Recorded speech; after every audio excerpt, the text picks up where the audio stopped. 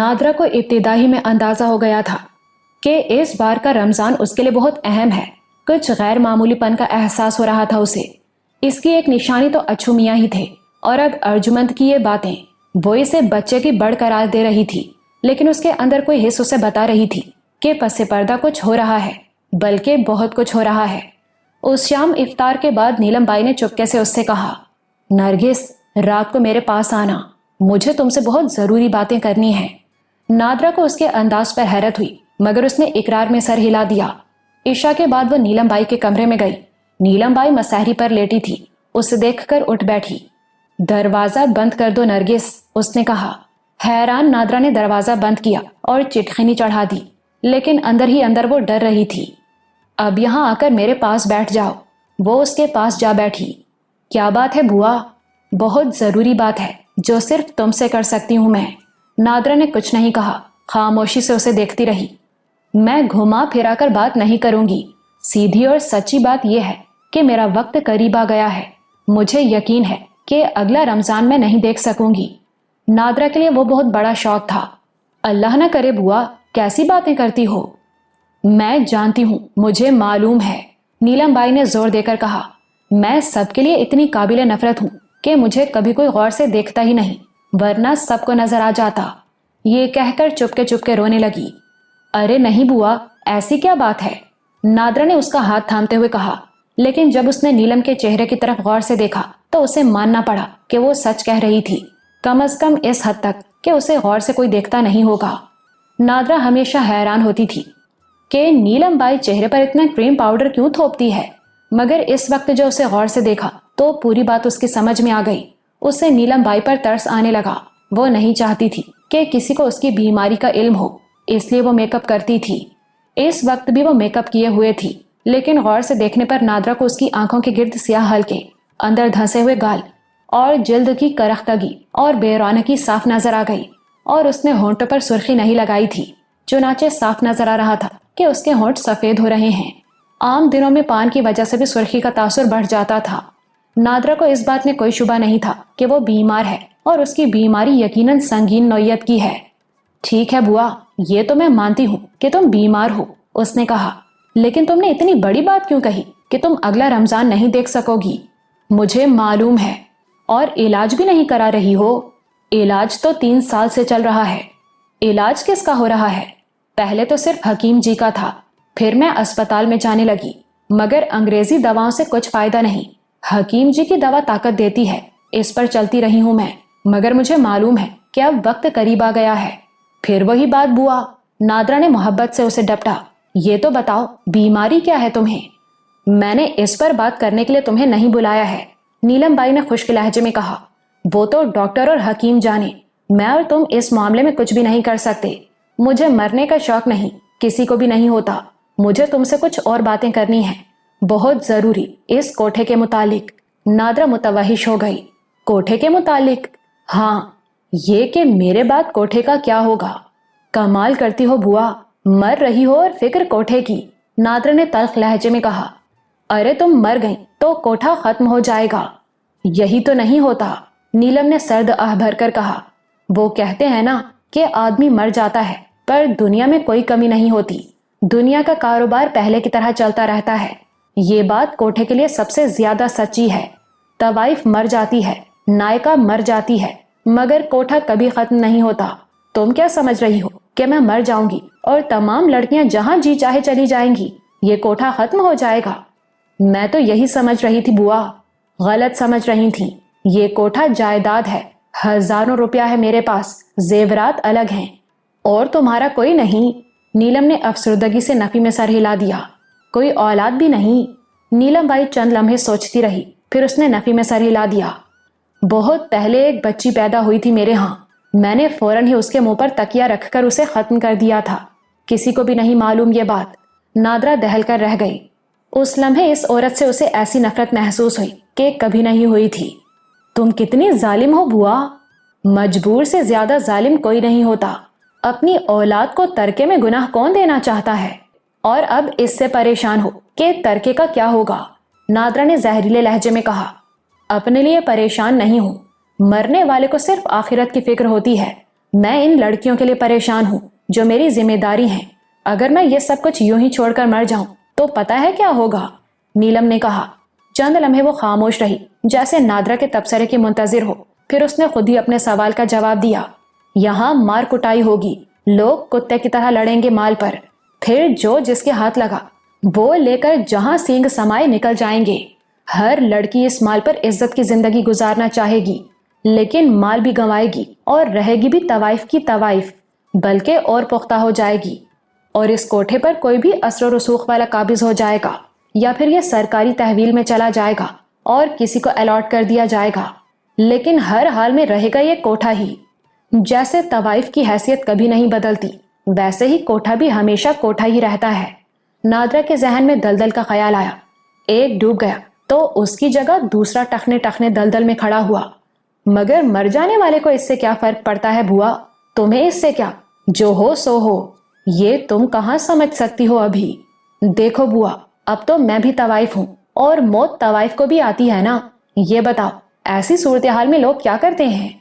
कोठा लड़कियों समेत बेच दिया जाता है। तुम्हारे पास माल तो पहले ही बहुत है, कोठा बेचकर और माल आएगा तो तुम क्या इसे कब्र में ले जाओगी अपने साथ? नादरा को कहते ही एहसास हो गया कि उसने बड़ी सख्त बात कह दी है, लेकिन नीलम बाई मुस्कुरा दी। यही बात तो मुझे पसंद है तेरी, खरी और सच्ची है तू, उसने बेतकल्लुफी से कहा। मैं बताती हूँ, मैं इस माल में से कुछ लड़कियों को दूंगी, लेकिन बेशतर की तिजारत करूंगी। मरने के बाद तिजारत? हाँ, एक हिस्सा दाता दरबार के लिए दूंगी, दूसरा हिस्सा मस्जिदों की नजर करूंगी। मौलवी साहब कहते थे, अल्लाह कहता है मुझसे तिजारत करो, मेरे जैसा नफा देने वाला कोई और नहीं। छी छी, हराम माल और अल्लाह से तिजारत। देख नरगिस, बंदे ना जानते हैं ना समझ सकते हैं, अल्लाह सब जानता है। मैं नीलम बाई क्यों हूं उसे मालूम है। कहते हैं तवाइफ माँ के पेट से भी पैदा होती है, पर दुनिया में पहली बार तवाइफ माँ के पेट से पैदा नहीं हुई होगी, इसकी तो मैं कसम खा सकती हूँ। हजारों साल पहले किसी ने किसी औरत को पहली बार तवाइफ बनाया होगा, और अब भी बनाया ही जाता है, और तवाइफ से औरत बनने की उसकी हर कोशिश को नाकाम बना दिया जाता है, बल्कि इस कोशिश पर सजाएं भी दी जाती हैं। तू भी नरगिस अपनी मर्जी से नहीं बनी, और तुझे नरगिस मैंने बनाया। तुझे कोई पहले नरगिस बनाकर मेरे पास लाया था और बेच कर गया था, और मैंने कभी इस माल की जरो जवाहिर की आरजू नहीं की थी। मगर रंग तो चढ़ता है ना आदमी पर, गंदगी में रहे तो आदमी बिगड़ता तो है। मैं भी बहुत खराब हो गई। अब ये फैसला अल्लाह करेगा कि मैं कितनी कसूरवार हूँ इसमें, किसी और को तो हक नहीं है इस फैसले का। अब तू बता कि मेरे पास हलाल कमाने का कोई जरिया है? अब मेरे पास हलाल का माल नहीं, और मेरे दिल में अल्लाह की राह में खर्च करने का शौक है, तो मैं क्या करूं? मेरे पास हराम का माल है तो मैं वो खर्च नहीं कर सकती अल्लाह की राह में। वो मालिक है, चाहे तो कबूल कर ले। मैं तो एक बात जानती हूँ, एक वही तो है जो नापाक को पाक कर दे, तो क्या मैं उससे उम्मीद ना रखूं? नादरा थर्रा कर रह गई। वाकई कोई नहीं समझ सकता कि कौन कितना अच्छा है और कौन कितना बुरा। मेरे लिए नेकी के रास्ते कब से बंद हैं। मुझे तो जहन्नुम में जाना ही है, मगर ये तो नहीं कि टूटी फूटी कोशिश करना भी छोड़ दूं। कौन जाने। नीलम ने जुमला नामुकम्मल छोड़ दिया। नादरा के वजूद में मायूसी तैर गई थी। तुमने मुझे क्यों बुलाया है बुआ? मुझे तेरी मदद चाहिए। कोठा बेचने में मेरी मदद की क्या जरूरत है? मैं कोठा बेचना ही नहीं चाहती। क्यों? इसलिए कि ये मेरी लड़कियों पर जुल्म होगा, नीलम बाई ने कहा। फिर एक लम्हे के तवक्कुफ के बाद जल्दी से बोली, मुझे बुरा, संगदिल और जालिम समझना कुदरती बात है, लेकिन मैं जानती हूँ बाजार में मेरे जैसी कोई नायका होती तो मैं कोठा दे देती। अब मैं किसी को ये कोठा बेच दूं तो लड़कियों पर मेरी कदर खुलेगी। फिर वो कहेंगी जुल्म तो हम पर अब किया है बाई ने। वो फिर एक लम्हे को रुकी। तुझे तो यही लगेगा कि मैं अपने मुंह आप मियाँ मिठू बन रही हूँ। नहीं बुआ, मैं ये बात समझती हूँ। यही खूबी तो तेरी अच्छी लगती है, वरना खूबसूरत लड़कियों के पास दिमाग कहाँ होता है। तू पढ़ी लिखी है, समझदार है। तुझे खानम याद है ना? अभी कुछ अर्सा पहले की बात है ना? कितने दिन चले उसके 10,000, और अब कहाँ बैठी है वो?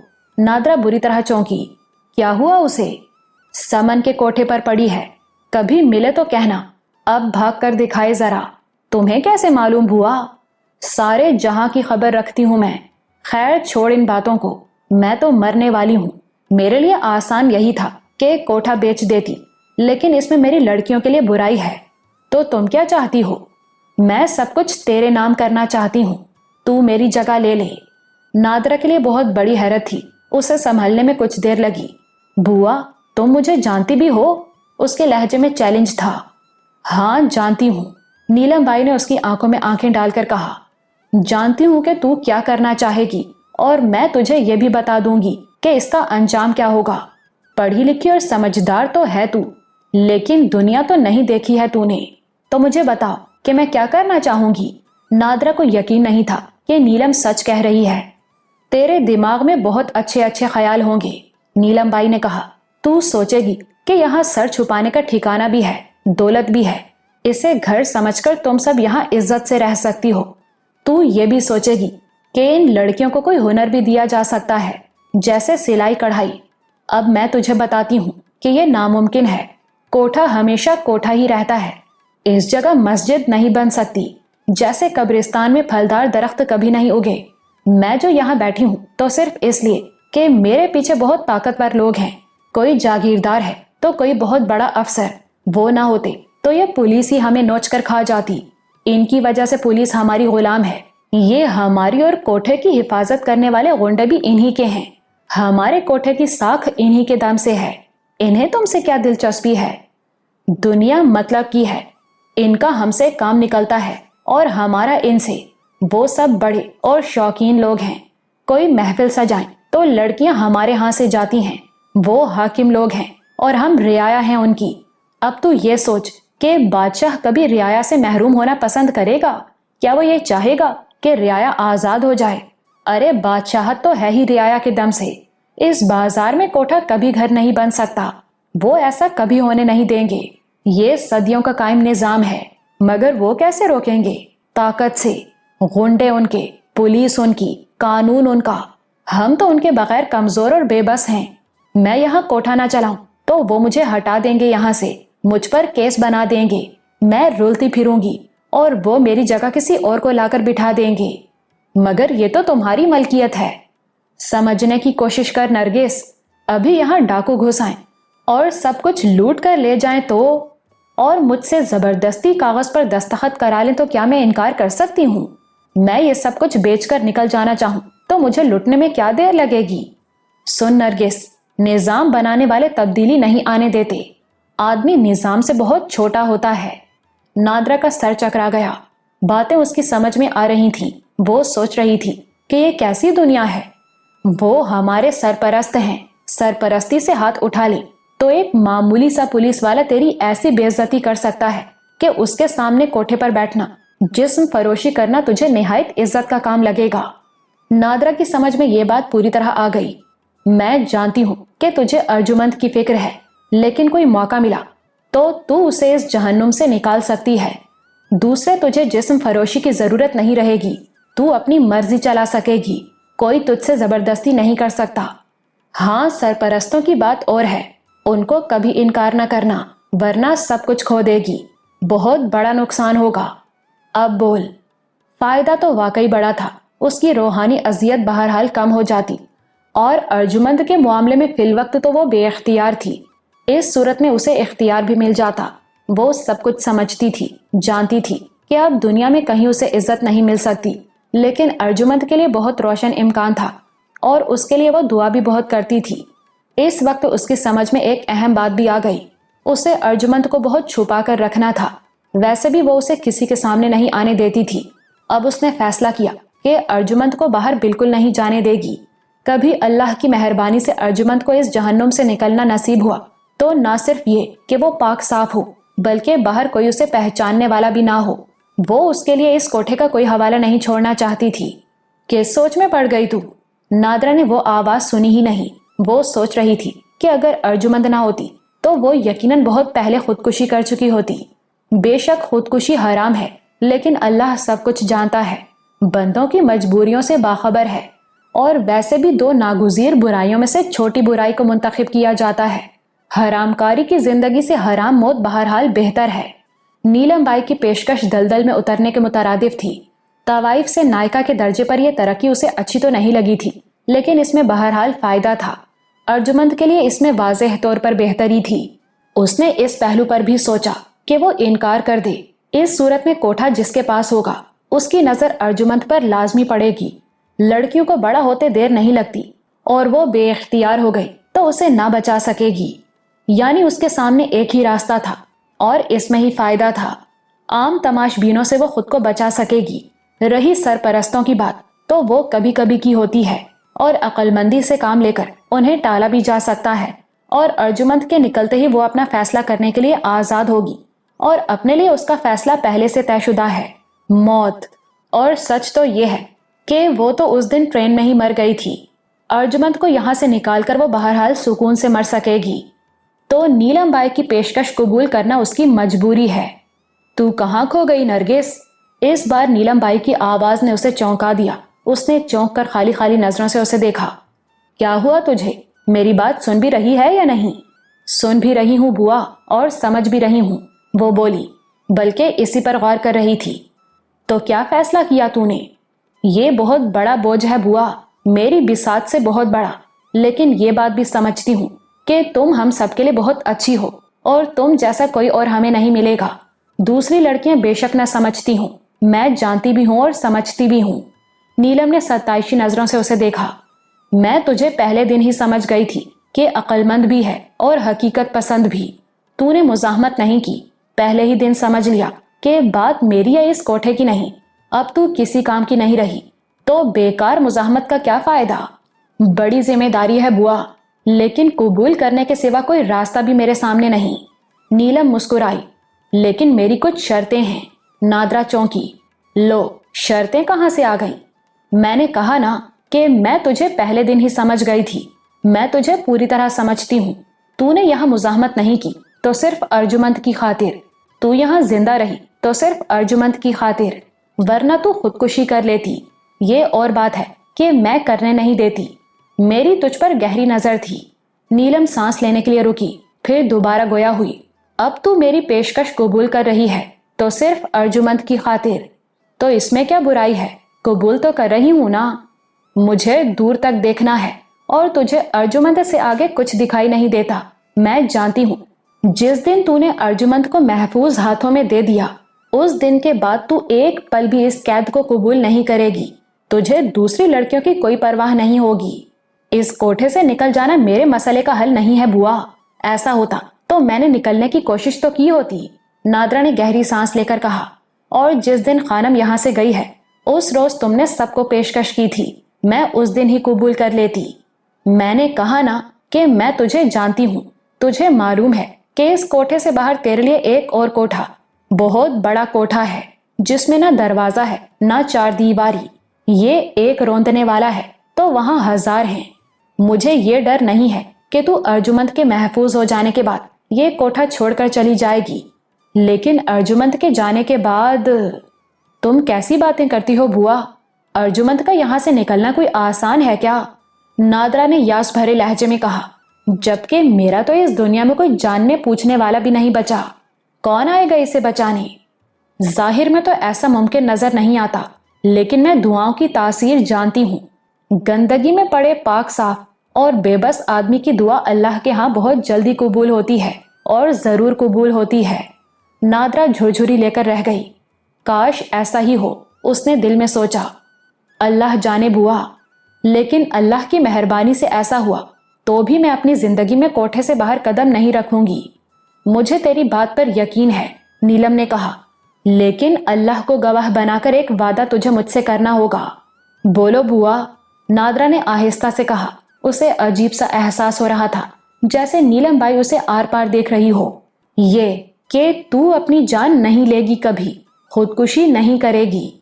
नादरा सन्नाटे में आ गई। कितनी तेज और खतरनाक औरत है ये नीलम बाई, कैसे जानती है उसे? पूरी तरह से वाकिफ है। कैसे उसने जान लिया कि अर्जुमंद के निकलते ही वो क्या करेगी? और ये उसके वहमो गुमान में भी नहीं था कि नीलम ये बात समझ लेगी। इसलिए अब फौरी तौर पर उसके पास कहने के लिए भी कुछ नहीं था। उसकी समझ में नहीं आ रहा था कि अब क्या करे। नीलम उसे बहुत गौर से देख रही थी। क्या हुआ? कुछ बोलती क्यों नहीं? नादरा खामोश रही। कहने को कुछ था ही नहीं उसके पास, तो मुझे मजबूरन कोठा बेचना पड़ेगा। नीलम ने सर्द आह भर के कहा। मैंने कहा ना कि मैंने तुम्हारी बात मान ली है, नादरा बोली। नहीं नरगिस, मैं सब कुछ तुझे सौंप रही हूँ, पूरे इख्तियार के साथ। तो ऐसे तो नहीं सौंपूंगी, पहले मेरी शर्त पूरी कर। अल्लाह को गवाह बनाकर मुझसे वादा कर कि तू ना कभी कोठा छोड़कर जाएगी और ना ही खुदकुशी करेगी। और मैं वादा करके मुकर जाऊं तो क्या कर लोगी? ऐसा होगा ही नहीं। तू अल्लाह को गवाह बनाकर झूठा वादा नहीं कर सकती। हम जहां बैठे हैं बुआ, यहाँ अल्लाह का कितना ख्याल किया जाता है, कितना लिहाज रखा जाता है। नादरा ने तल्ख लहजे में कहा। कोई ना रखे, तू तो फिर भी रखती है ना। तू तो यहाँ भी कुरान पढ़ती और पढ़ाती है। अर्जुमंद मजबूरी है बुआ, उसके लिए मैं कुछ भी कर सकती हूँ, झूठा वादा भी कर सकती हूँ। झूठा वादा करने वाले इतना झिझकते सोचते नहीं। झूठा वादा करना होता तो तू फौरन ही कह देती कि मुझे मंजूर है। नादरा के दिल को मानना पड़ा कि नीलम बाई को आदमी की पक्की पहचान है। वो अब भी सोच रही थी, उसकी दुआएं अपनी जगह, लेकिन बज़ाहिर इस बात का कोई इम्कान नहीं कि वो अर्जुमंद को यहाँ से निकाल पाएगी। और अगर वो निकाल पाई तो कोठे की सबसे बड़ी अथॉरिटी होने के नाते उसके तहफ़्फ़ुज़ के लिए तो कुछ कर सकेगी। नहीं, बहुत कुछ कर सकेगी, लेकिन कोठा किसी और के इख्तियार में गया तो जो कोई भी हुआ नीलम बाई से हजारों गुना बदतर होगा। तब तो वो अर्जुमंद के लिए कुछ भी नहीं कर सकेगी, बल्कि अपने इख्तियार की वजह से तो वो खुद को भी बचा सकेगी। इसके बावजूद वो सौदा महंगा लग रहा था। वो तो उम्र कैद की सजा थी और नीलम बाई जैसा मुतवक्के अंजाम। नीलम बाई उसके फैसले की मुंतजिर थी। वो गौर से उसके चेहरे पर नजर जमाए उसके पल पल बदलते रंग देख रही थी, लेकिन उसके चेहरे पर इत्मीनान था। वो जानती थी फैसले में जितनी देर लगेगी फैसला उतना ही मुस्तहकम होगा और उसके हक में होगा। नादरा तोलती रही, बार बार तोलती रही, लेकिन हर बार तराजू का वही पलड़ा झुक रहा था। नीलम की बात ना मानने की सूरत में जो कुछ हो सकता था, उसके मुकाबले में उम्र कैद भी बहुत हल्की थी। फिर उसने सोचा कि ज़ाहिरी इम्कानात अपनी जगह, असल फैसला तो अल्लाह का है। बेहतरी का ये रास्ता भी उसने निकाला है, इस पर कदम रखना चाहिए। आगे भी बेहतरी ही होगी और फिर दुआ का हक तो उसे हासिल है। उसने गहरी सांस लेकर नजरें उठाई और नीलम बाई को देखा। ठीक है बुआ, मैं अल्लाह को गवाह बनाकर वादा करती हूँ कि ना कभी कोठा छोड़कर जाऊंगी और ना अपनी जान लूंगी। नीलम मुस्कुराई। अल्लाह इस फैसले को तेरे और अर्जुमंद के लिए मुबारक करे। ईद के बाद मैं वकील को बुलवाकर कागजात तैयार कराऊंगी ताकि सब कुछ कानूनी हो जाए। फिर ये सब कुछ मेरी मौजूदगी में भी तेरा होगा। उसने गहरी सांस ली और फिर बोली, अब शायद मैं सुकून से मर सकूंगी। वो एतकाफ में अब्दुल हक का पहला दिन था। मौलवी मेहर अली उसके रहनुमा थे। उसके लिए दो तरफ चादरें तानकर एक गोशे में हुजरा सा बना दिया गया था। दो तरफ मस्जिद की दीवारें थीं। खुद मौलवी साहब मुखालिफ सिमत में बैठे थे। रात को मौलवी साहब ने उसे तफसीर इब्ने कसीर लाकर दी। इस दौरान तुम इसका मुताला करो, इंशाअल्लाह तुम्हारे लिए फहम और इल्म के दरवाजे खुल जाएंगे। याद रखो कि रूए ज़मीन पर कुरान तमाम उलूम का मंबा है। जज़ाकल्लाह मौलवी साहब, अब्दुल हक ने कहा। एक बात बताएं, मुझे अंदाजा हो रहा है कि एतिकाफ बेशुमार पाबंदियों का नाम है। रोज़ा भी बेशुमार पाबंदियों का नाम है कि नहीं? मौलवी साहब ने जवाब दिया। अलग अलग शुमार करें तो तब बहुत सी चीज़ें भूल सकते हैं, मगर इसके लिए सादा सी एक बात ही काफ़ी है। रमज़ान तज़किया नफ्स के लिए है। मुख्तसरन यूं कह लो कि नफ्स के हर तकाजे और मुतालबे को अल्लाह की खुशी की खातिर रोक देना रोज़ा है। तो जिनका नफ्स बेलगाम हो उनके लिए रोज़ा ज़्यादा सख्त है। अब एक बात और कहूँ, रमज़ान का महीना आदमी के लिए बतदरीज ज़ाती इस्लाह और नफ्स को ज़ेर करने का महीना है। ये ठहराव का मुतकाजी है। ईद का चांद नजर आते ही नफ्स को लाडले बच्चे की तरह आज़ाद छोड़ दिया तो क्या फ़ायदा। जो पाबंदियां 30 दिन में कबूल करो उन्हें आगे भी ले जाओ। हर बार नफ्स की कम अज कम एक तलब को हमेशा के लिए छोड़ दिया तो इस्लाह का अमल जारी हो जाएगा। अल्लाह ने नफ्स की बेअतदालियों की वजह से कल्ब, जिस्म और रूह को पहुंचने वाले नुकसानात के अजाले का मौका फराहम करने के लिए ये बाबरकत महीना अता फरमाया है। रोजे और फाके में बहुत फर्क है। फाका मजबूरी है और रोजा अल्लाह की रजा के लिए है।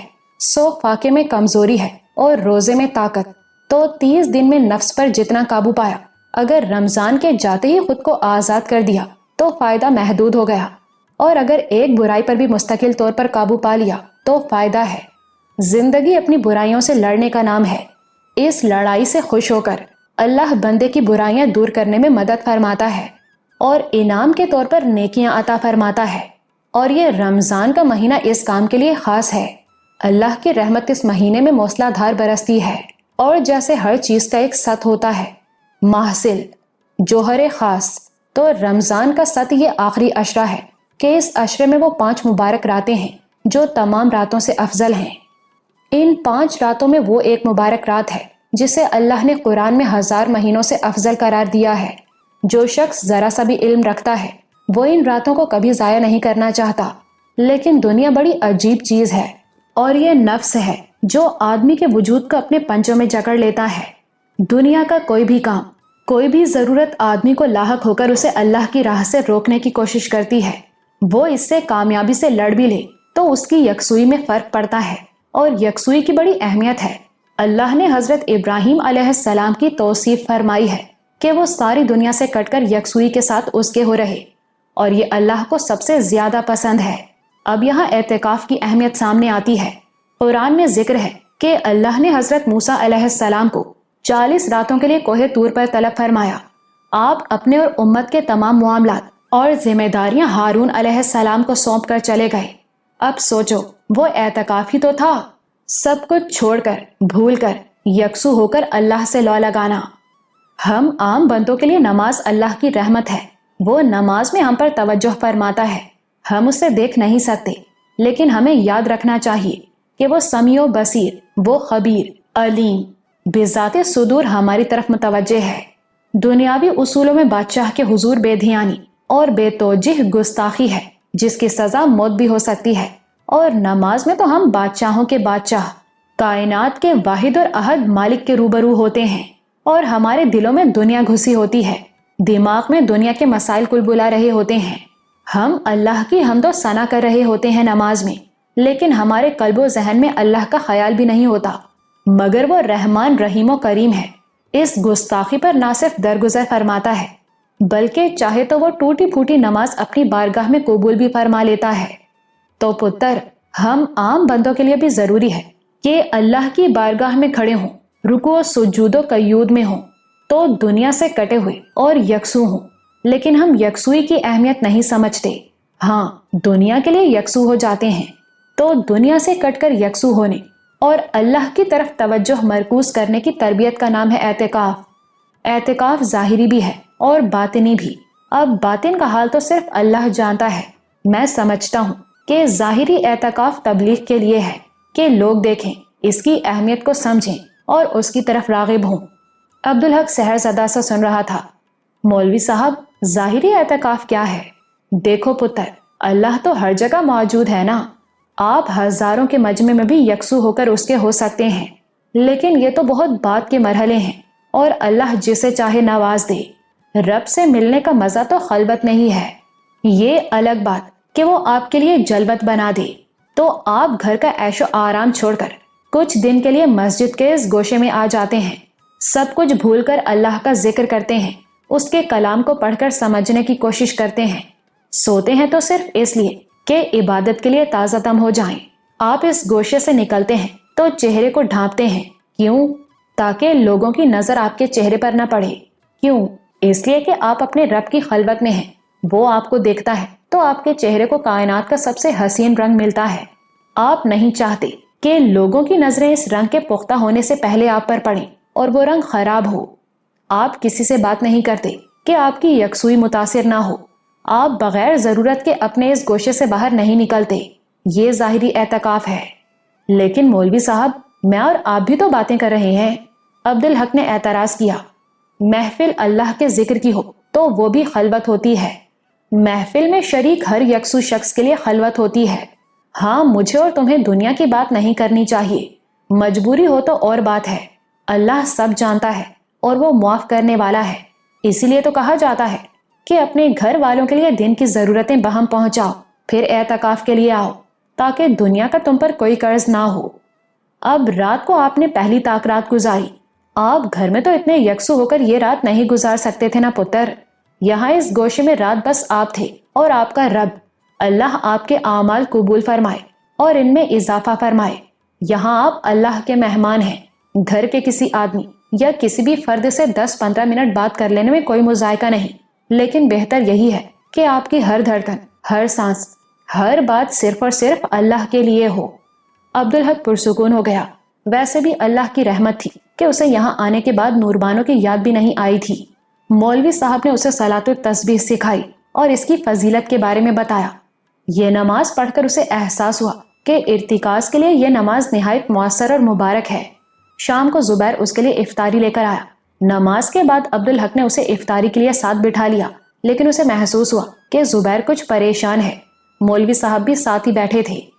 کیا بات ہے زبیر بھائی، کچھ پریشان لگ رہے ہو؟ عبدالحق نے پوچھا۔ کچھ نہیں صاحب، ایسی کوئی بات نہیں۔ لیکن مولوی صاحب نے بھی دیکھ لیا کہ زبیر کے چہرے پر ہوائیاں اڑ رہی ہیں۔ کوئی پریشانی کی بات ہے خدا نخواستہ تو بتاؤ، انہوں نے بھی کہا۔ کوئی بات نہیں مولوی صاحب، لیکن عبدالحق خود پریشان ہو گیا۔ تم نہیں بتاؤ گے زبیر بھائی تو میں پریشان ہو جاؤں گا، جبکہ یہاں یکسوئی ضروری ہے۔ زبیر اب بھی ہچکچا رہا تھا۔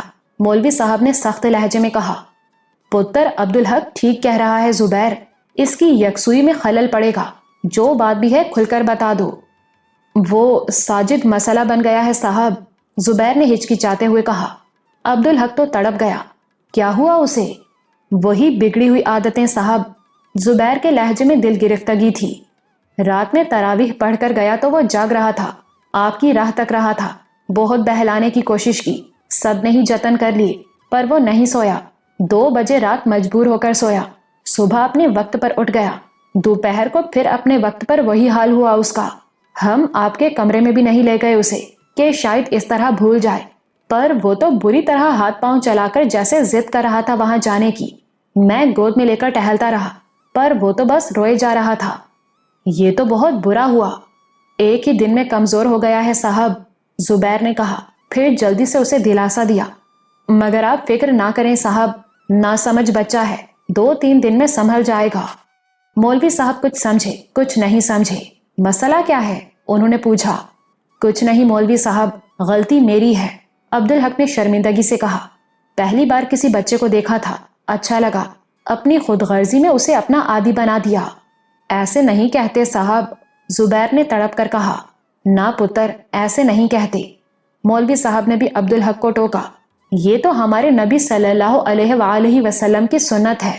حضور صلی اللہ علیہ وآلہ وسلم بچوں سے محبت فرمایا کرتے تھے، ہمیشہ ان کی دلجوئی کرتے، اپنے نواسوں کا گھوڑا بنتے۔ عبدالحق کو پتا جی اور چاچا جمال الدین کا خیال آ گیا، ان کی نماز میں دخل اندازی بھی گوارا کر لیا کرتے تھے۔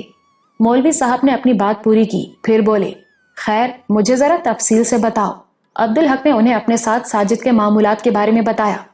تم نے ظلم کیا پتر عبدالحق، اتنا چھوٹا بچہ ہے وہ، جسے سمجھایا بھی نہیں جا سکتا، تمہیں اعتکاف میں بیٹھنا ہی نہیں چاہیے تھا۔ مولوی صاحب بولے، میں نے بھی یہی کہا تھا، لیکن عبدالحق کہتے کہتے رک گیا۔ اب مولوی صاحب کو کیا بتاتا کہ اس بات پر نوربانو نے کیا کہا تھا۔ اسے تو حیرت اس بات پر تھی کہ مولوی صاحب برعکس بات کر رہے ہیں۔ میں اس کی خاطر اعتکاف چھوڑ دیتا، اس نے حیرت سے کہا۔ میں نے کہا نا پتر کہ اعتکاف دکھاوا نہیں، اس میں یکسوئی چاہیے۔ یاد ہے میں نے کہا تھا کہ گھر کی سب ضرورتیں پوری کر کے آدمی اعتکاف میں بیٹھے، اب یہ بھی تو ضرورت ہی ہے گھر کی۔ مگر مولوی صاحب اعتکاف تو عبادت ہے۔ یہ بات سمجھ لو پتر کہ اعتکاف فرض کفایہ ہے، علاقے سے 1-2 آدمی بیٹھ جائیں تو پورے علاقے کی کفایت کرتے ہیں، ہر فرد پر فرض لازم نہیں ہے یہ۔ اور پھر عبادت کی بات کرتے ہو تو اللہ کی مہربانی کا یہ عالم ہے کہ بندہ اللہ کو پیش نظر اور مقدم رکھے تو اس کا ہر کام عبادت ہے۔ اپنے گھر کی ضرورت پوری کرنے کے لیے رزق حلال کی جستجو کا ہر لمحہ مقبول ترین عبادت ہے۔ اپنے کسی مسلمان بھائی کی عیادت کرنا عبادت ہے، بیمار بھائی کی عیادت کو جاؤ تو اٹھنے والا ہر قدم عبادت ہے، کسی سے اللہ کو خوش کرنے کی خاطر محبت کرو تو عبادت ہے۔ بنیادی بات بس اللہ سے تعلق کی ہے، تو اب کیا کیا جائے؟ عبدالحق نے کہا۔ کچھ بھی نہیں صاحب، جیسے عادتیں بگڑی تھیں ٹھیک بھی ہو جائیں گی، زبیر نے جلدی سے کہا۔ کمزور ہو جائے گا، خدا نہ خواستہ کہیں تم اس عذر کی بنیاد پر اعتکاف سے نکل بھی سکتے ہو پتر، کیا یہ ممکن ہے؟ मौलवी साहब को अब्दुल हक की हिचकिचाहट का एहसास हो गया और वो इसे समझ सकते थे। वो उसका पहला एहतिकाफ था और वो इससे निकलना नहीं चाहता था। दूसरी तरफ उसे जुबैर का और बच्चे का ख्याल भी था। वो अजीब गुमगु की कैफियत में था। हाँ पुत्र, मुमकिन है अगर बच्चे को किसी बड़े नुकसान का डर हो तो फिर तुम एहतिकाफ जारी नहीं रख सकते। मगर ऐसी कोई बात नहीं मौलवी साहब, जुबैर तड़प कर बोला। लेकिन अब पुत्र, अब्दुल हक का दिल तो बच्चे में ही अटका रहेगा ना। अब्दुल हक ने तायीद में सर हिलाया। ये बात 100% सच्ची थी। मौलवी साहब चंद लम्हे सोचते रहे, फिर बोले, एक सूरत और है। तुमने बताया कि तुम्हारा बच्चा 2 मखसूस वक्तों में पुत्र अब्दुल हक का आदी है। उन्होंने जुबैर की तरफ देखते हुए पूछा। जी हाँ, तो इन 2 वक्तों में तुम बच्चे को पुत्र अब्दुल हक से मिलवाने के लिए यहाँ ला सकते हो। यूं बच्चा भी खुश रहेगा और पुत्र अब्दुल हक के एतकाफ में भी खलल नहीं पड़ेगा। लेकिन मौलवी साहब तो यहाँ अल्लाह की खातिर, ये भी इबादत ही होगी जुबैर पुत्र, मौलवी साहब ने कहा। और कौन जाने अल्लाह के यहाँ इसका अजर पूरे एतकाफ से भी बढ़कर मिले। खल्के खुदा के काम आना, उसका ख्याल रखना भी बहुत बड़ी इबादत है। लेकिन मौलवी साहब, छोटा बच्चा है, पेशाब पाखाना भी कर सकता है। मौलवी साहब ने सिर्फ एक पल सोचा। पेशाब पाखाना करा के लाओ तो इंशाल्लाह कुछ नहीं होगा। अल्लाह बड़ा कारसाज है, वो हर चीज पर कादिर है। अपने घर की पाकी का वो खुद ख्याल रखता है। हाँ, हमें अपने तौर पर एहतियात करनी चाहिए। रुई सब कुछ जज्ब कर लेती है। उसके लिए रुई के दबीस पोतड़े बनवा लो। फिर कुछ हुआ भी तो ज्यादा से ज्यादा पुत्र अब्दुल हक के कपड़े खराब होंगे। वो कोई मसला नहीं, मैं गुस्ल करके कपड़े बदल लूंगा। अब्दुल हक ने जल्दी से कहा। बस तो तुम तरावीह के बाद बच्चे को ले आना। पुत्र अब्दुल हक, मस्जिद के सहन में चले जाना तुम। जुबैर भी हिचकिचा रहा था। उसने दोनों के चेहरों को देखा, फिर बोला, ठीक है मौलवी साहब। घर का अजीब हाल था। राबिया और जरीना तो बच्चे को संभालने में लगी थी। नूरबानो अलबत्ता उनसे अलग थलग थी। फिर जुबैर कपड़ा और रुई लेकर आया तो नन्हे साजिद की एतकाफ में अब्दुल हक से मुलाकात का एहतमाम शुरू हो गया। हमीदा के चेहरे पर रौनक आ गई। ये काम उसने अपने जिम्मे ले लिया। कोई परेशानी तो नहीं होगी अम्मा? अरे नहीं, जैसे सीना बंद तैयार किया जाता है, 2 तरफ कपड़ा और दरमियान में रुई, उसमें डोरे डाल दिए जाते हैं, वैसे ही मैं साजिद के लिए पोतड़े बना दूंगी। हमीदा ने कहा। तू तरावीह पढ़कर आएगा तो इंशाल्लाह तेरा बच्चा तैयार मिलेगा। हमीदा ने हिसाब किताब से कपड़े में से 2 बराबर के टुकड़े काटे, फिर उनके दरमियान रुई की तहें जमाने लगी। मैं भी काटूं अम्मा? नूरबानो ने पूछा। नहीं, इसकी जरूरत नहीं। नूरबानो कुछ खिसिया गई। वजह तो वो जानती थी, फिर भी उसने हमीदा से पूछा, तुम मुझसे नाराज हो अम्मा? तो और क्या, खुश हूं। ये सब तेरी वजह से ही तो हो रहा है। बच्चे की जान के लाले पड़ गए। मेरा क्या कसूर है अम्मा? नूरबानो ने बड़ी मासूमियत से कहा। तो और किसका कसूर है? हमीदा झुंझुला गई। मैं तो उसे रोक रही थी एहतिकाफ से, तू ही उछलकर बीच में आ गई थी। अब्दुल हक ने खुद भी यही फैसला किया था। तूने कहा इस बच्चे के लिए एहतिकाफ छोड़ देंगे आप? तो अम्मा, मैंने उनके भले के लिए कहा था। जानती हूं मैं। हमीदा के लहजे में हकारत थी। तेरी वजह से वो एहतिकाफ में बैठने से बचता तो तू खुश होती, हौसला अफजाई करती उसकी। और कहा क्या था तूने? अच्छा ही है, उल्टा फायदा होगा। बिगड़ी हुई आदतें ठीक हो जाएंगी बच्चे की। तुझे तो एहसास ही नहीं हुआ जुबैर और राबिया का दिल कैसा दुखा होगा। मैंने ये सोचकर तो नहीं कहा था। ये और बुरा है। इसका मतलब है कि तेरा दिल बहुत सख्त है, बहुत जालिम है तू। तुझे कैसे कैसे समझाया मैंने, तुझे एतमाद दिया, हौसला सिखाया, पर तेरे दिल की तंगी जाने वाली नहीं लगती मुझे। अब मैं क्या करूं अम्मा? नूरबानो ने बेबसी से कहा। उनके और मेरे बीच कोई आए ये मुझे गवारा नहीं। तो फिर एक बात ध्यान से सुन ले मेरी, तू उसे खुशियां कम और दुख ज्यादा देगी। ये कैसे हो सकता है अम्मा? देखो, साजिद से अब्दुल हक की मोहब्बत देखकर तेरी समझ में नहीं आता कि बच्चों से बेतहाशा मोहब्बत उसकी फितरत में है। अगर वो जुबैर के बच्चे से इतना प्यार करता है तो अपने बच्चे से कितना प्यार करेगा। फिर तू क्या करेगी? अपने बच्चे से हसद करेगी, सोचेगी कि वो उसके और तेरे बीच आ गया है, उसे किस तरह हटाया जाए। नूरबानो सन्नाटे में आ गई। बात तो 16 आने सच्ची थी। वो अब्दुल हक को किसी के साथ बांटना नहीं चाहती थी। मैंने हमेशा तुझे बेटी समझा, तुझे पसंद भी मैंने किया, तुझे समझाया भी, पर ये जो आग तेरे अंदर जलती है तू उसे बुझाना ही नहीं चाहती। اور تو اس آگ میں جلے تو مجھے پرواہ نہیں، تیری اپنی کرنی ہے یہ، پر اس میں عبدالحق کو جلائے یہ مجھے گوارا نہیں۔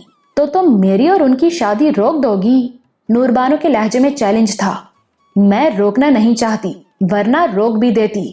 ایک بات میں بھی تم کو بتا دوں اماں، نور بانو نے سرد لہجے میں کہا، اب میرے اور ان کے بیچ میں تم بھی نہیں آ سکتی۔ حمیدہ نے آخری ڈورا ڈال کر پوتڑے کو ایک طرف رکھا اور نور بانو کی آنکھوں میں آنکھیں ڈال دیں۔ تجھ جیسے لوگوں کے لیے کسی کو ضرورت نہیں نور بانو کہ تجھے نقصان پہنچائیں، اس کے لیے تو آپ ہی بہت کافی ہے۔ تو خود ہی اپنی بدنصیبی کا سامان ہے۔ اب یہی دیکھ کہ اس وقت تو نے اللہ کی دی ہوئی ماں کو کھو دیا۔ خدا کی قسم میری سگی بیٹی بھی ہوتی تو اس بات پر میں اسے چھوڑ دیتی۔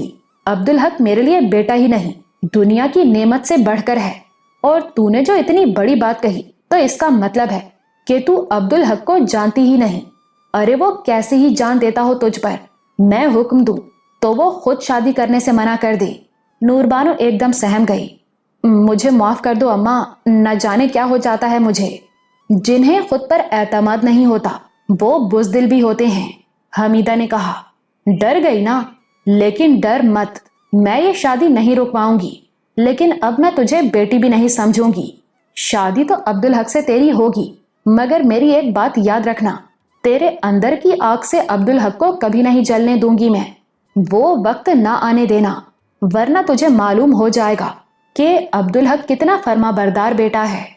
نور بانو کو احساس ہو گیا کہ بے اعتمادی کے بعد حد سے بڑی ہوئی خود اعتمادی میں وہ بہت بھاری غلطی کر بیٹھی ہے، لیکن کمان سے نکلا ہوا تیر اور منہ سے نکلی ہوئی بات کبھی واپس نہیں آتی۔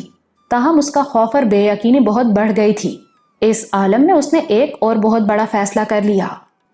عبدالحق کو دور سے ہی ساجد کی آواز سنائی دی۔ اس نے سمجھ لیا کہ زبیر آ رہا ہے۔ رونے کی آواز ہر لمحہ قریب آتی محسوس ہو رہی تھی۔ وہ اس وقت مسجد کے صحن میں تھا اور مولوی صاحب اس کے ساتھ تھے۔ بچہ ایسے رو رہا تھا کہ لگتا تھا کسی قیمت پر چپ نہیں ہوگا۔ زبیر مسجد میں داخل ہوا اور ہچکچاتے قدموں کے ساتھ عبدالحق اور مولوی صاحب کی طرف بڑھا۔ ان دونوں کے چہرے سامنے سے تو کھلے ہوئے تھے، لیکن اطراف میں انہوں نے کپڑا ڈال رکھا تھا۔ بچہ زبیر کے کندھے سے لگا، اب بھی روئے جا رہا تھا۔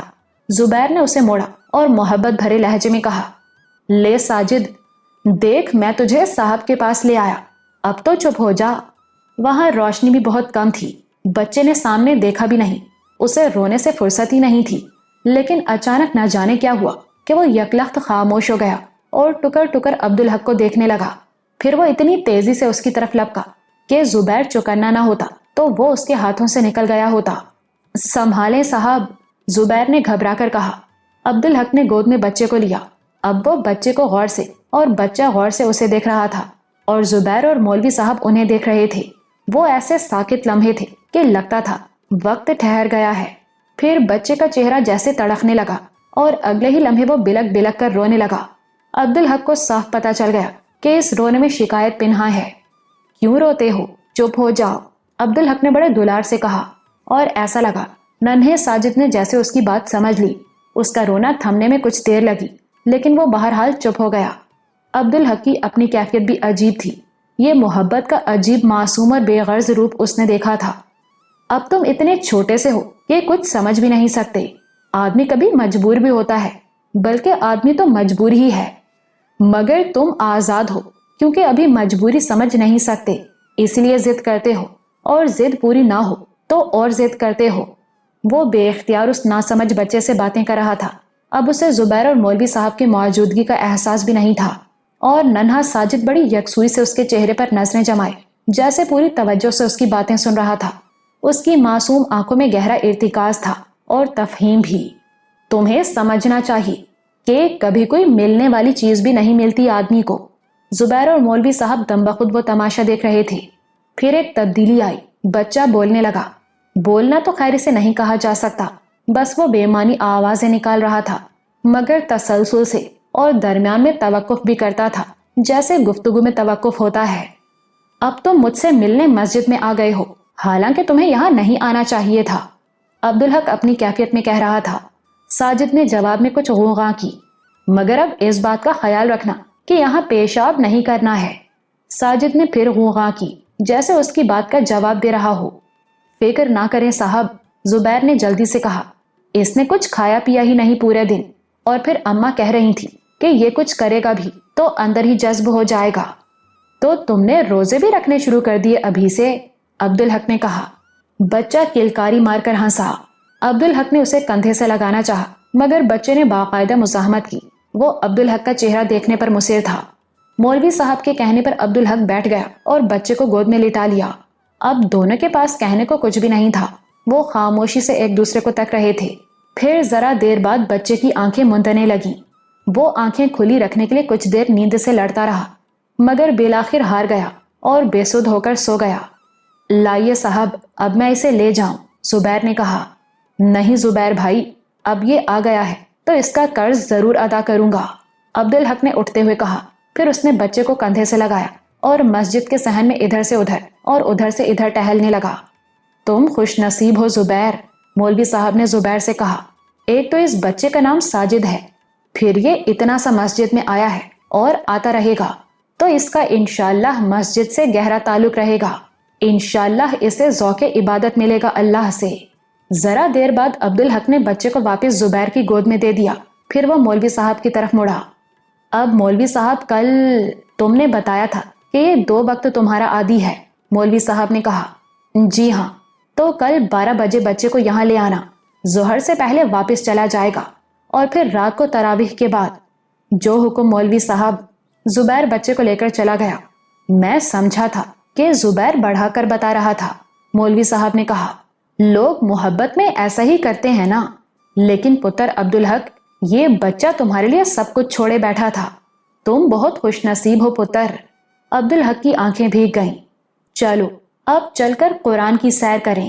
عبدالحق ان کے ساتھ مسجد میں چلا گیا۔ مسجد میں جو گزری تھی وہ زبیر رابعہ کو سنا رہا تھا۔ رابعہ کی آنکھیں نم تھیں اور یہ باقاعدہ باتیں کر رہا تھا صاحب سے، بس لفظ نہیں تھے، غوغاں کر رہا تھا۔ رابعہ نے جھک کر پہلو میں لیٹے ہوئے ساجد کی پیشانی چوم لی۔ بہت محبت کرتا ہے یہ ہمارے صاحب سے، صاحب بھی بہت محبت کرتے ہیں اس سے، زبیر نے جلدی سے کہا۔ پتا ہے مجھے، پر زبیر، نور بی بی کو یہ بات اچھی نہیں لگتی۔ آج تو انہوں نے صاف صاف کہہ دیا کہ سب مل کر ساجد کی عادتیں خراب کر رہے ہیں، اسے بڑے ہو کر نقصان ہوگا۔ ابھی وہ نہیں چاہتی کہ صاحب کسی اور کو توجہ دیں، شادی کے بعد ٹھیک ہو جائیں گی، زبیر نے بے پرواہی سے کہا۔ نہیں زبیر، شادی کے بعد تو وہ صاحب پر قبضہ ہی کر لیں گی، رابعہ نے کہا۔ تو پگلی ہے رابعہ۔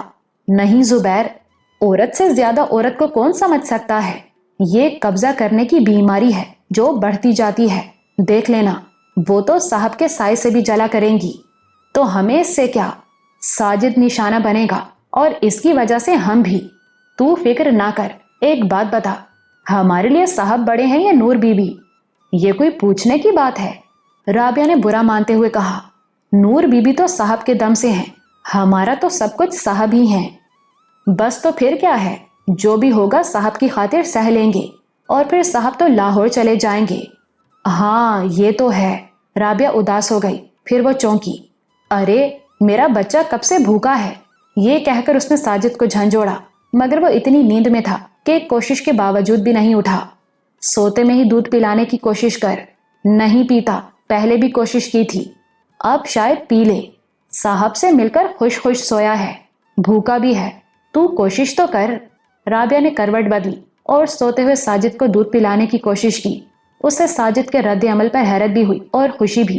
اس کی آنکھیں بند تھیں، وہ سو رہا تھا مگر پھر بھی چسر چسر دودھ پی رہا تھا۔ سنو جی، یہ دودھ پی رہا ہے، اس نے پلٹے بغیر زبیر کو خوشخبری سنائی۔ اللہ کا شکر ہے، پر کل کیا ہوگا؟ آج گزری ہی نہیں اور تو نے کل کی فکر شروع کر دی، زبیر نے مصنوعی خفگی سے کہا۔ کل سے صاحب کی واپسی تک یہ دن میں 2 بار مسجد جایا کرے گا، ظہر سے پہلے اور عشاء کے بعد۔ نوربانو کے سینے میں ایسی آگ بھڑک رہی تھی جو لگتا تھا کہ اس کے وجود کو جلا کر راکھ کر دے گی۔ وہ پہلے سے جانتی تھی کہ یہ آگ اس کے اندر موجود ہے، اور کبھی کبھی کسی موقع پر جب وہ عبدالحق کو کسی کے قریب ہوتے یا کسی کو عبدالحق کے قریب ہوتے دیکھتی ہے تو وہ آگ بری طرح بھڑک اٹھتی ہے، اور اس آگ میں سب سے پہلے اس کے ہوش و حواس جلتے تھے۔ لیکن جیسا آج ہوا پہلے کبھی نہیں ہوا تھا۔ नन्हे साजिद को अब्दुल हक से मिलवाने के लिए मस्जिद ले जाने का जो इज्तिमाई एहतमाम किया गया, उसने उसके अंदर की आग को बहुत ज्यादा भड़का दिया था। सभी खुश थे और अपने अपने तौर पर इस तैयारी में हिस्सा ले रहे थे, और वह खुद पर निहायत जबर करके खामोश थी। जानती थी कि जुबान खुली तो निहायत जहरीली कोई बात जुबान से निकलेगी। उसके अंदर की इस आग से हमीदा पूरी तरह वाकिफ थी। उसने तो बहुत पहले इस आग को समझ लिया था। एक माँ की तरह उसे खुद एतमादी देने की कोशिश भी की थी। उससे वादा भी किया था कि अब्दुल हक की शादी उसके सिवा किसी से नहीं होने देगी, और उसने किया भी यही था। नहीं, ऐसी कोई बात नहीं। नूरबानो ने निहायत सख्ती से इस ख्याल को जहन से झटक दिया। वो पहले ही से मुझसे मोहब्बत करते थे, और फिर बरसात की उस शाम शेड में जो कुछ हुआ, नहीं, ये शादी अम्मा नहीं करा रही हैं, ये अब्दुल हक खुद कर रहे हैं। अम्मा का कोई एहसान नहीं मुझ पर, और अभी चंद घंटे पहले तो अम्मा से उसकी अच्छी खासी तल्ख कलामी हो गई थी। अम्मा ने उसे एक चैलेंज दिया था, और उसने डर जाने के बावजूद एलानिया तौर पर नहीं, बड़ी खामोशी से इसे कबूल कर लिया था। उसे एहसास भी नहीं हुआ कि वो एहसान फरामोश और खुदगर्ज साबित हो रही है, बल्कि बेवकूफ भी, जो अपने खैरख्वाह को अपना दुश्मन बना ले। उससे बढ़कर तो कोई बेवकूफ हो ही नहीं सकता। मगर वो क्या करती, मजबूर थी। वो आग भड़कती थी तो सोचने समझने की सलाहियत खत्म हो जाती थी। उसने ठंडे दिल से सोचने की कोशिश की कि उसके साथ मसला क्या है। उसकी समझ में आया कि अब्दुल हक उसके मुकाबले में किसी से राय बराबर भी मोहब्बत करे, ये उसे गवारा नहीं। अब्दुल हक पर किसी का तसल्लुत तो कुजा, मामूली सा हक भी उसे कबूल नहीं। इस एतबार से उसकी सबसे बड़ी दुश्मन तो हमीदा ही थी, जो कहती थी कि मैं दिखा दूंगी कि अब्दुल हक कितना फर्मा बरदार बेटा है। उसने सोचा शादी के बाद उससे निमट लेगी। वो ऐसा करेगी कि अब्दुल हक उसकी बात से इनकार ही ना कर सके। बरसात की उस शाम शेड में होने वाले उस वाक़ये ने जिबिल्ली तौर पर उसे समझा दिया था कि उसके लिए जिस्मानी कुर्बत ही मुकम्मल फतह का रास्ता है। वो उसे आदी बना देगी, और फिर जब जरूरत पड़ी इसी हथियार को इस्तेमाल करेगी। फिर वो दिखाएगी कि अब्दुल हक कैसा मुती शोहर है। मगर इस वक्त तो मसला साजिद था। अब्दुल हक पर हक तो सिर्फ उसी का था, और वो उसके लिए तरस रही थी, जबकि साजिद को इतने एहतमाम से तैयार करके अब्दुल हक से मिलवाने के लिए ले जाया जा रहा था। इस ख्याल ने उसके अंदर ऐसी आग भड़काई थी कि उसे अपना वजूद पिघलता महसूस हो रहा था। उसे खुद पर गुस्सा आने लगा। उसका असल मसला ये है कि वो बुज़दिल है, पहल नहीं कर पाती। उसने सोचा, और ये सच है कि वो अब्दुल हक को एतकाफ में बैठने से रोकना चाहती थी, लेकिन कम हिम्मती की वजह से कह ना सकी। यहाँ तक कि खुद अब्दुल हक ने साजिद की वजह से एतकाफ से दस्तबरदारी का ख्याल जाहिर कर दिया। अब इसमें भी ख्वाहिश तो उसकी ही पूरी हो रही थी, लेकिन नाम तो साजिद का हो रहा था, और ये उसे गवारा नहीं था। चुनाचे उसने इससे इख्तिलाफ किया था, अगरचे हमीदा ने उसकी हिमायत की थी, और अब्दुल हक के अमल से साबित हो गया था कि उसने हमीदा की बात पर उसकी बात को फौकियत दी। लेकिन यह खुशी इस हकीकत के सामने हेज थी कि इस वक्त वो तो अब्दुल हक की दीद के लिए तरस रही है, और साजिद मस्जिद में अब्दुल हक की गोद में खेल रहा है, नाज बरदारियां करवा रहा है।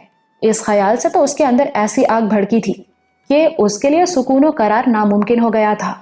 ऐसे में नींद आने का सवाल ही नहीं था। जरीना ने सोने से पहले उससे मामूल के मुताबिक इधर उधर की बातें करने की कोशिश की, लेकिन उसके चिड़चिड़ेपन से घबराकर खामोश हो गई। फिर वो सो भी गई, लेकिन नूरबानो जागती रही। उसे याद आया, हमीदा ने कहा था, अगर अब्दुल हक जुबैर के बच्चे से इतना प्यार करता है तो अपने बच्चे से कैसा करेगा, फिर तू क्या करेगी? और अब वो बड़ी संजीदगी से इस सवाल पर गौर कर रही थी। क्या वो अपने बच्चे की अपने और अब्दुल हक के दरमियान मुदाखलत गवारा कर सकती है? तजुर्बा तो उसे नहीं था, वो बस कियास ही कर सकती थी। वो अपने बच्चे से मोहब्बत कर सकती थी, उसे वक्त दे सकती थी, लेकिन अब्दुल हक की उस पर तवज्जो वो गवारा नहीं कर सकती थी। तो फिर वो उस वक्त क्या करेगी?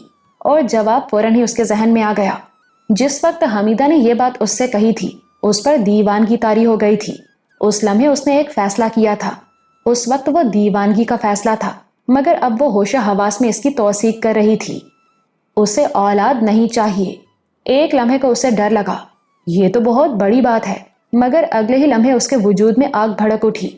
उसने मस्जिद में एतकाफ में बैठे अब्दुल हक की गोद में खेलते हुए साजिद का तस्वुर किया तो जैसे उसका अंदर धड़-धड़ जलने लगा। नहीं चाहिए मुझे औलाद। उसके अंदर से एक तुंद आवाज उभरी। वो उठी और देखा जरीना सो चुकी थी। वो कमरे से निकली और उसने जाकर वुजू किया। वापिस आकर उसने जायनमाज बिछाई और 2 रकत नमाज नफिल برائے قضائے حاجت کی نیت کر لی۔ بہت خوشی و خضوع سے اس نے وہ نماز ادا کی۔ سلام پھیرنے کے بعد اس نے دعا کے لیے ہاتھ اٹھائے اور اللہ کے حضور اپنی حاجت پیش کی۔ اے اللہ، آپ قدرت والے ہیں، میں آپ سے مانگتی ہوں مجھے اولاد کبھی بھی نہیں دیجیے گا، کبھی بھی نہیں۔ دعا کرتے ہوئے ایک لمحے کو اس کا دل تھر تھر آیا، یہ کیسی دعا کر رہی ہے وہ؟ مگر پھر اس کی آنکھوں کے سامنے عبدالحق کی گود میں ساجد کا تصور لہرایا۔ سماعت میں حمیدہ کی آواز گونجی، اپنے بچے سے وہ کیسی محبت کرے گا؟ اس نے جھٹ اپنی دعا دہرائی اور اپنے چہرے پر دونوں ہاتھ پھیر لیے۔ جائے نماز سمیٹتے ہوئے اس نے سوچا کہ رمضان میں ہر رات وہ اس حاجت کے لیے 2 نفل پڑھ کر دعا کرے گی۔ اچھو میاں بھی اعتکاف میں بیٹھ گئے تھے۔ نادرہ نے سوچا کہ وہ خود انہیں یہ راہ دکھائے گی، لیکن اس کی نوبت ہی نہیں آئی۔ اچھو میاں خود ہی بہت تیزی سے سیکھ رہے تھے۔ ہر روز مسجد جانے والے اور باقاعدگی سے تراویح پڑھنے والے اچھو میاں کو اعتکاف کے بارے میں پتہ بھی چل گیا تھا اور انہوں نے اعتکاف میں بیٹھنے کا فیصلہ بھی کر لیا تھا۔ انہوں نے 3-4 دن پہلے ہی نادرہ کو مطلع کر دیا کہ وہ اعتکاف میں بیٹھیں گے۔ نادرہ نے خوشی سے سوچا کہ اللہ میاں کیسے ایک پل میں آدمی کی کایا پلٹ کر دیتے ہیں۔ دوسری طرف نیلم بائی نے باقاعدہ اپنی حیثیت نادرہ کو سونپ دی تھی۔ اس نے تمام لڑکیوں اور دلالوں کو بتا دیا تھا کہ اب انہیں نادرہ کا ہر حکم ماننا ہوگا اور کوئی مسئلہ ہو تو وہ بھی نادرہ کے سامنے رکھا جائے۔ نادرہ نے اس وقت تو کچھ نہیں کہا، لیکن علیحدگی میں نیلم بائی سے کہا، بوا، میں تو بہت سی باتوں کو سمجھتی ہی نہیں ہوں، میں کوئی فیصلہ کیسے کر سکوں گی؟ جو معاملہ نہ سمجھ پاؤ اس میں مجھ سے مشورہ کر لینا، نیلم نے سادگی سے کہا۔ اچھو میاں اعتکاف میں جانے لگے تو نادرہ نے جمعۃ الوداع اور عید والے جوڑے بھی انہیں دے دیے۔ عید کے لیے میں آپ کے نئے کپڑے سی دوں گی، اس کی کیا ضرورت ہے؟ ضرورت ہے، نادرہ نے کہا۔ اچھا یہ بتائیں، آپ اعتکاف میں کریں گے کیا؟ توبہ کروں گا اور اللہ سے دنیا اور آخرت کی بہتری مانگوں گا۔ میرے لیے بھی دعا کیجیے گا، تمہارے اور ارجمند کے لیے خود سے زیادہ دعا کروں گا۔ ان کے جانے کے بعد نادرہ نے کاسو کو بلوا لیا۔ کاسو آیا تو حیران تھا، کیا بات ہے بھائی؟ اپنے لیے وہ لفظ نادرہ کو اچھا نہیں لگا، لیکن بہرحال وہ اس کے لیے طاقت کا مظہر تھا۔ اچھو میاں اعتکاف میں بیٹھے ہیں، اس نے کہا۔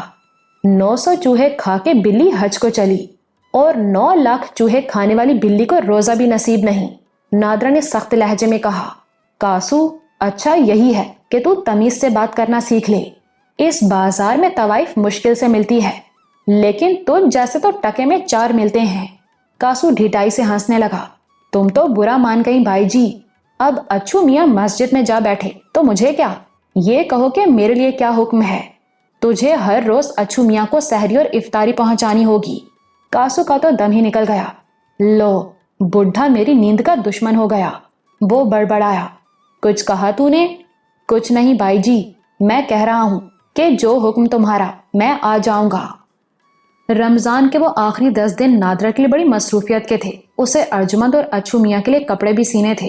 پھر رمضان کی اپنی مصروفیات بھی ہوتی ہیں، مگر رات تو اس کی اپنی ہوتی تھی اور رات کو وہ اللہ سے باتیں ضرور کرتی تھی۔ نیلم بائی سے عہد کرنے کے بعد سے وہ بہت بے چین اور بوجھل تھی۔ وہ فیصلہ اس کے لیے بوجھ نہیں تھا۔ جتنی بار بھی اس نے اس کے بارے میں سوچا وہ اسی نتیجے پر پہنچی کہ اس کے سامنے کوئی دوسرا راستہ نہیں تھا۔ وہ یہ فیصلہ نہ کرتی اور نیلم بائی کوئی روایتی قدم اٹھاتی تو وہ اس کے اپنے لیے بھی سختی کا معجب ہوتا اور ارجمند کے لیے تو نہایت مخدوش ثابت ہو سکتا تھا، جبکہ اس فیصلے میں دونوں کے لیے بہتری تھی۔ اس کے لیے اس اعتبار سے کہ وہ محکوم نہ رہتی، وہ آزاد ہوتی اور بڑی حد تک گناہ آلود راتوں سے بچ سکتی تھی، اور ارجمند کے لیے تو بہتری ہی تھی، وہ اسے مکمل تحفظ فراہم کر سکتی تھی۔